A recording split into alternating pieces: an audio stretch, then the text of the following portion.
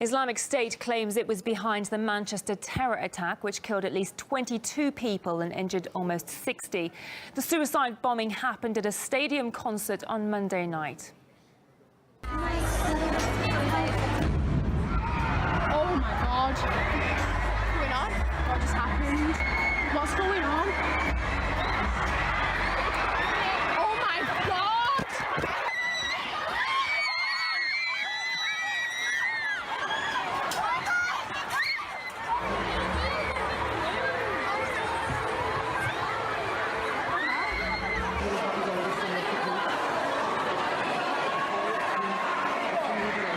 The suicide bomber detonated an explosive device shortly after the performance finished, with the stadium still packed. This picture was taken at the site of the explosion, possibly showing bodies of the victims. I do apologise if you find it upsetting. You can also see emergency staff and security officers working at the scene. Police have confirmed a 23-year-old man's been arrested in connection with the attack. Witnesses described what happened. I heard the bang and everyone froze. Then madness broke out. There were children crying, trying to get in touch with parents. Parents on their phones trying to contact their kids. Massive explosions. And everyone started to run. It was just loads of chaos and everyone was scared and screaming. My friends literally ran the fastest she has ever ran out of the arena, covered in other people's blood. I can't even imagine. There was a massive loud bang and I just looked up to where I heard it coming from, and people were screaming and literally jumping out of the seats, like over each other. Everyone just ran, and because the doors are like upstairs, then it was just like complete chaos from there.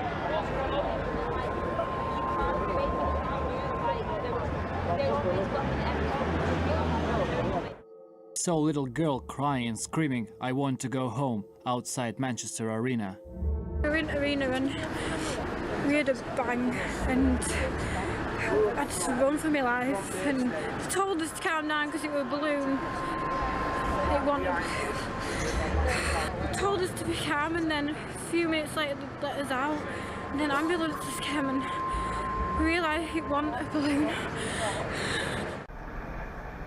Investigators hunted Tuesday for possible accomplices of the suicide bomber who attacked an Ariana Grande concert in Manchester, killing 22 people and sparking a stampede of young concertgoers. The Islamic State group claimed responsibility for the Monday night carnage, but the top American intelligence official said the claim could not be verified. British police raided 2 sites in the northern English city, setting off a controlled explosion in one and arrested a 23-year-old man in a third location there. 2 U.S. officials told the Associated Press that British authorities have identified the suspect as Salman Abedi. A European security official told the Associated Press he was British. All 3 spoke on condition of anonymity because the investigation was ongoing. British Prime Minister Theresa May reacted to Monday night's suicide bombing in Manchester, which she said was beyond doubt a callous terrorist attack, one of the worst ever experienced in the country. We now know that a single terrorist detonated his improvised explosive device near one of the exits of the venue, deliberately choosing the time and place to cause maximum carnage and to kill and injure indiscriminately. The explosion coincided with the conclusion of a pop concert, which was attended by many young families and groups of children. All acts of terrorism are cowardly attacks on innocent people, but this attack stands out for its appalling, sickening cowardice, deliberately targeting innocent, defenseless children and young people who should have been enjoying one of the most memorable nights of their lives. Well, President Trump has already spoken out and condemned these attacks twice this morning, once with Israeli Prime Minister Benjamin Netanyahu in Jerusalem, the other with Palestinian President Mahmoud Abbas in Bethlehem. And both times he echoed the same message that he's been saying since he touched down in Saudi Arabia 3 days ago, that the Arab world must come together to fight terrorism.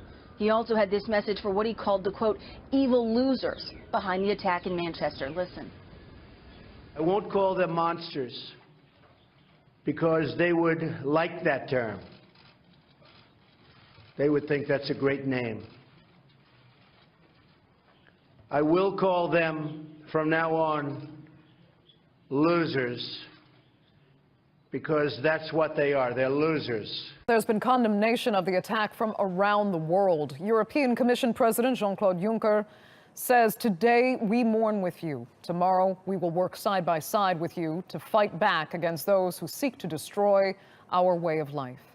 Turkey's Foreign Minister Mevlut Çavuşoğlu says, I condemn the terrorist attack in Manchester. Sincere condolences to the British government and the people.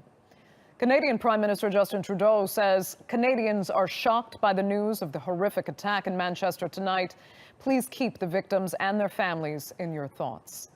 India's Prime Minister Narendra Modi says, pained by the attack in Manchester, we strongly condemn it. Our thoughts are with the families of the deceased and prayers with the injured. Well, Turkey's President Recep Tayyip Erdogan has also commented on the Manchester attack. I would like to express my strong condemnation of the terror attack in Manchester. We share the pain of Britain and its people, who lost 22 of their own and of the 59 people who have been injured. I declare from here that Turkey stands with the United Kingdom, as it does with all other countries, in their fight against terror organizations. Well, as we continue more of Fox News coverage about the deadly concert bombing in Manchester, police departments here in our country, well, they're now stepping up security measures and patrols. We're told it's only out of an abundance of caution because of the heightened security alerts in Europe. You can understand that. Laura Ingle live in Madison Square Garden, which of course can be a popular concert venue here in New York City. So this morning you see increased security, Laura? Hi, Eric. Indeed, there is a substantial show of force all around New York City, including here at Penn Station, one of New York's busiest commuter hubs, which, as you mentioned, is also attached to MSG, Madison Square Garden, one of New York's most iconic concert venues. The NYPD telling us today that the department is moving additional heavy weapons teams to high-profile locations throughout the city, which includes explosive detection dogs and highly trained counterterrorism officers. In addition, there are random bag checks going on at transit locations. I've seen that here today at Penn Station. Now, New York's Governor Andrew Cuomo also announcing he has directed state law enforcement officials to step up security and patrols at airports, bridges, and tunnels out of an abundance of caution. Securing such large venues is always a priority for law enforcement, which also creates, this huge challenge when trying to secure areas just outside the main security points. There was an estimated 21,000 people in attendance at last night's Ariana Grande concert in Manchester. Here at Madison Square Garden, the capacity is around 19,000 on most nights, depending on the performer. New York is obviously the #1 target in the world for international and domestic terrorism, but there are many targets throughout the world, like we saw, that are vulnerable and that weren't expected to be a target, and yet they became one. And there isn't a major concert expected here at MSG, or scheduled, I should say, until Thursday night. That's when Billy Joel takes the stage, as he does in his residency here. Of course, security is always tight for the concerts here, and they'll be extra vigilant moving forward as well. Egyptian authorities referred 48 suspected ISIS members to the country's military judiciary. On May 21st, the Public Prosecutor's Office released a statement saying some of the suspects are allegedly former ISIS leaders and had formed groups to plot and carry out attacks on Christian churches in Egypt. The suspects' referral to the military judiciary starts the process for them to face military trial. In December 2016, at least 25 people died in suicide attacks on churches in Cairo. And last month, 45 people died in twin church bombings in the cities of Tanta and Alexandria. ISIS has claimed responsibility for all three of the attacks and has since threatened more. In April, Egypt's President Abdel Fattah declared a 3-month state of emergency.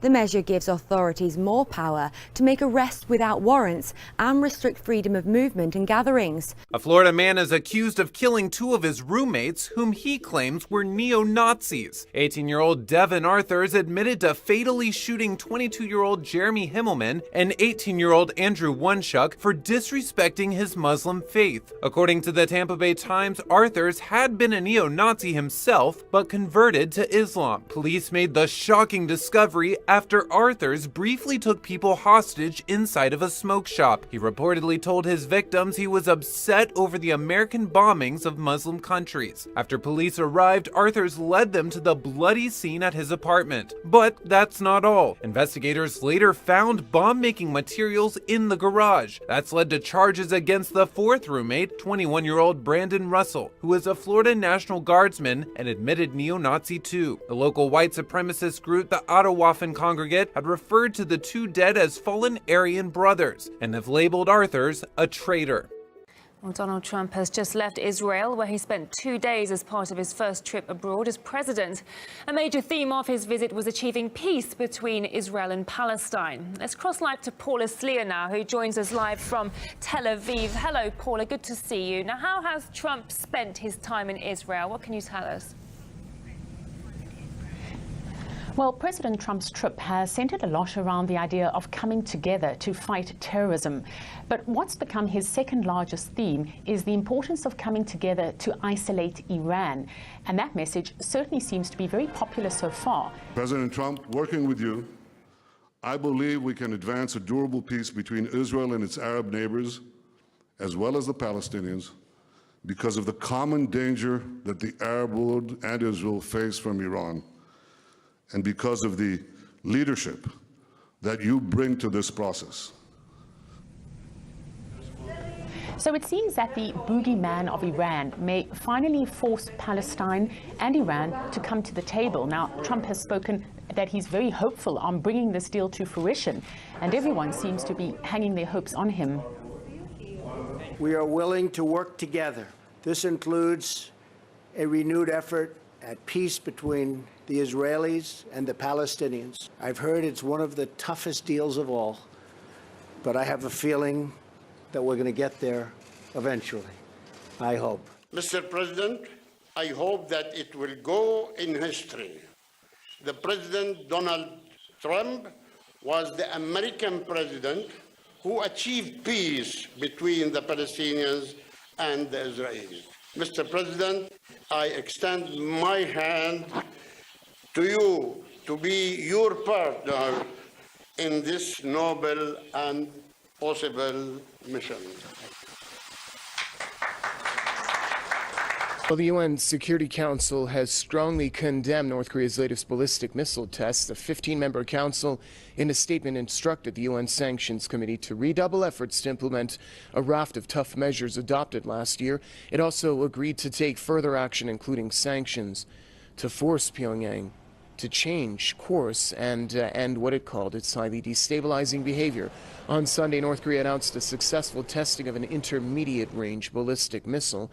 Pyongyang insists that its ballistic and nuclear programs are meant to protect the country from U.S. aggression. Washington has recently deployed an advanced missile system to South Korea in order to counter what it calls the North Korean threat. An unidentified flying device was spotted crossing the DMZ, the line which divides the two Koreas. According to the Joint Chiefs of Staff on Tuesday, it was sighted at around 4 p.m. local time in Cheolwon, Gangwon-do province. South Korean troops broadcast warning messages several times before firing off 90 machine gun rounds towards the north. Seoul's military believes the object was likely a drone controlled by the reclusive state, and it is currently analyzing its tracks. South Korean forces upped defense readiness and air surveillance in the region.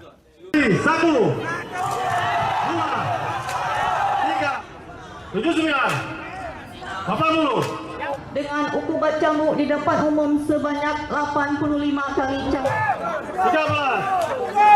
14. Ini adalah suatu hukum positif yang outputnya yang harapan kita semua untuk bisa menjadi pelajaran supaya jangan ada lagi yang melanggar syariat.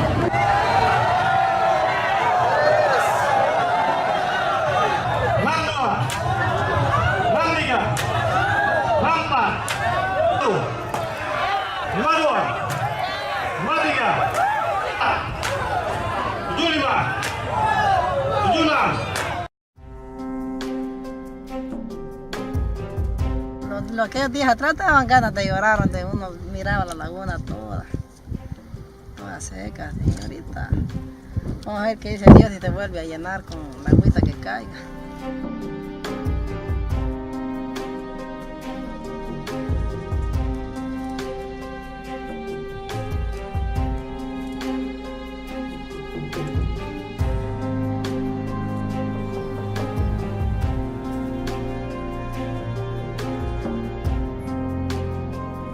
Tenemos niños que se nos están muriendo por falta de alimento. Lo que pasa es que no lo vemos y no hay fotos que evidencien esto.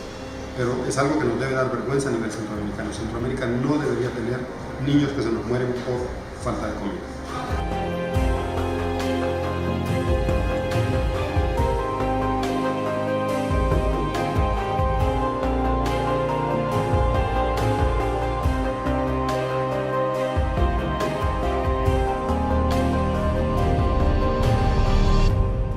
We've built everything, from roads to pipelines to nuclear power stations, on the cold ground at the top of the world. But climate change means ice is melting, and permafrost is getting less permanent. In Greenland, melting ice is expected to expose an old U.S. military base and the radioactive waste that's buried under the snow. They thought it would snow in perpetuity, and the phrase they used was that the waste would be preserved for eternity by perpetually accumulating snow. In Svalbard, in the Arctic Ocean, there's a bunker holding a huge catalog of Earth's seeds, a so-called insurance policy for the world's food supply. The permafrost is supposed to keep it cold and isolated, even if the power cuts out. But it's been raining instead of snowing due to the warming climate, and the vault was never planned with flooding in mind. Entire cities in the Arctic Circle are engineered to take advantage of permafrost. Now, they're cracking and sinking. In Norilsk, Russia, builders didn't account for the possibility of climate change making their foundations unstable. Whole apartment buildings are being condemned. These changes were unexpected, but we can still address them. Officials in Norway say they're waterproofing the seed vault. Scientists in the European Union built a database to track what permafrost is melting and when. A wave buoy has detected a massive 63.6-foot wave in the Southern Ocean, located between New Zealand and Antarctica. In fact, senior oceanographer Dr. Tom Durant has confirmed that this is one of the largest waves recorded in the Southern Hemisphere. The news was announced in a press release the same day the wave occurred, on Saturday, by the company Met Ocean Solutions. The New Zealand-based firm partnered with the New Zealand Defence Force to deploy what it calls the southernmost open ocean moored wave buoy in the world. It was launched on February 8th of this year in an effort to monitor the waters which had previously been difficult to measure. As if being a volcanologist wasn't dangerous enough, the ash clouds of the eruptions they study sometimes flicker with lightning, too. And volcanoes aren't exactly safe to observe up close, but researchers think volcanic lightning holds clues to how eruptions occur. To study the phenomenon, researchers have had to get creative. They made early observations with radio waves. And recently, a team looked at glass spheres formed by lightning to determine how frequent and hot the strikes were. Knowing how volcanic lightning behaves could also help us understand the risks ash clouds pose to nearby buildings and planes during an eruption. Clean drinking water, now one of the most precious resources in Yemen, as cholera continues to sweep across the country, already ravaged by war and drought. The disease is spread mainly through contaminated water. Hospitals in most large cities, including this one in Taiz, are crammed with patients. Samira Abdullah's children are among them. I have 3 daughters and 1 son. They've all been vomiting and had diarrhea for 2 days. Now they're in hospital. Cholera is also spread by eating contaminated food. Fresh things to eat are hard to find. Street cleaners have been on strike for several months in a dispute over pay. Markets are next to piles of garbage. Yemen's rainy season is getting closer. Downpours are increasing and wash away uncollected rubbish, carrying disease through the streets. The disease is caused by drinks and food that are contaminated because of flies and dirty water. Everyone has to clean up the garbage and keep themselves clean too. Cholera victims quickly become sick and can die within hours if they don't get urgent help. The infection is easily treatable. Aid agencies have been supplying medical kits, but the number of patients now far outweighs the amount of medicine available. More than $1 billion in international aid has been promised, but it's slow to arrive.